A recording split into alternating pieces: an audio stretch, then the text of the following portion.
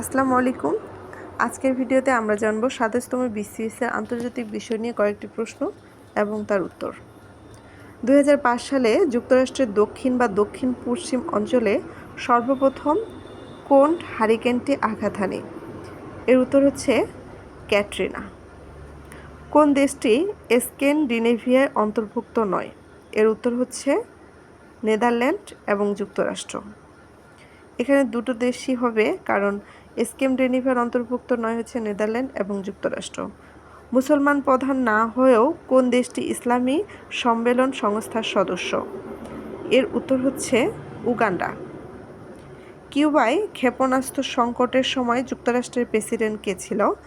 এর সঠিক উত্তর হচ্ছে জন এফ কেনেডি।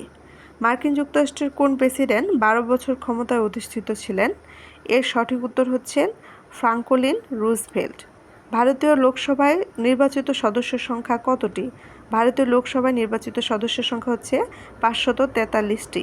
কোন দেশের মহিলারা সর্বপ্রথম ভোটাধিকার লাভ করে? এর উত্তর হচ্ছে নিউজিল্যান্ড।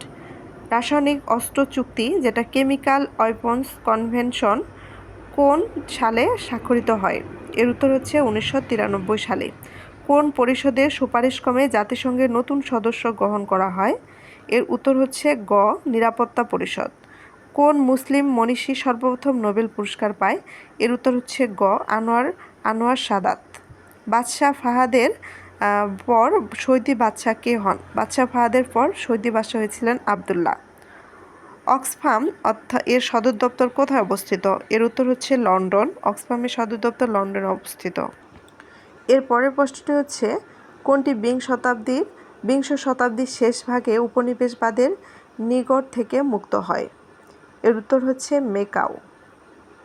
অ্যামনেস্টি ইন্টারন্যাশনাল কত সালে নোবেল পুরস্কার পেয়েছিল?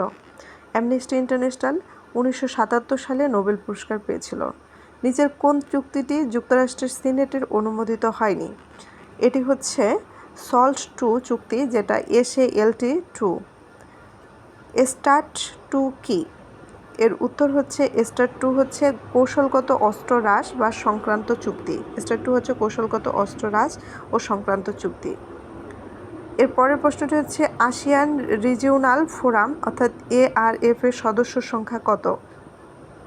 এর উত্তর হচ্ছে আসিয়ান রিজিওনাল ফোরাম ARF এর বর্তমান সদস্য সংখ্যা হচ্ছে ২৭।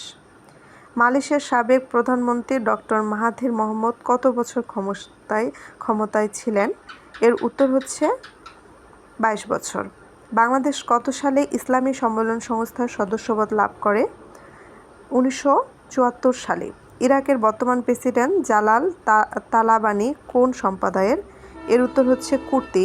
ইরাকের বর্তমান প্রেসিডেন্ট ফুয়াদ মাসুম সুন্নি সম্প্রদায়ের। এই ছিল ২৭তম BCS এর আন্তর্জাতিক বিষয় থেকে কয়েকটি প্রশ্ন এবং তার উত্তর।